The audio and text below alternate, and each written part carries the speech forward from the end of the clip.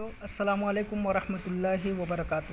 دیکھیے دال والا 4 نمبر کا سوال ہے، کسی قوم کے بارے میں کیسے معلوم کیا جا سکتا ہے کہ وہ کیسی ہے؟ کسی قوم کے بارے میں کیسے معلوم کیا جا سکتا ہے کہ وہ کیسی ہے؟ اس کا جواب ہے کسی بھی قوم کے کتب خانوں کو دیکھ کر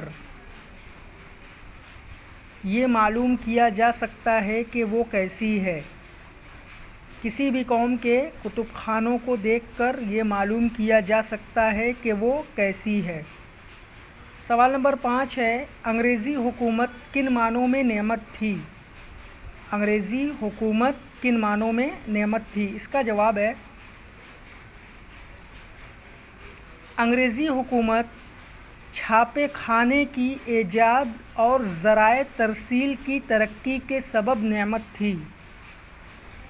یہیں سے کتابوں کو فروغ حاصل ہوا اور کتب خانے بھی بڑھتے چلے گئے۔ انگریزی حکومت چھاپے خانے کی ایجاد اور ذرائع ترسیل کی ترقی کے سبب نعمت تھی۔ یہیں سے کتابوں کو فروغ حاصل ہوا اور کتب خانے بھی بڑھتے چلے گئے۔ سوال نمبر 6 ہے، واو والا،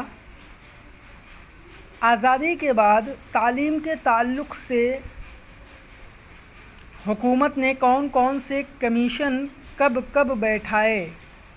اس کا جواب ہے Indian education commission 1882 Indian university commission 1902 Kolkata, university commission 1917 اور 18، یونیورسٹی ایجوکیشن کمیشن 1948 اور 49 آزادی کے بعد بیٹھائے۔ Indian education commission 1882، Indian university commission 1902 Kolkata, university commission 1917 اور 18، یونیورسٹی ایجوکیشن کمیشن 1948 اور 49 آزادی کے بعد بیٹھائے۔ آپ یہ 3 سوالات اور ان کے جواب بک میں کریے اور فوٹو کلک کر کے ہمیں سینڈ کریے۔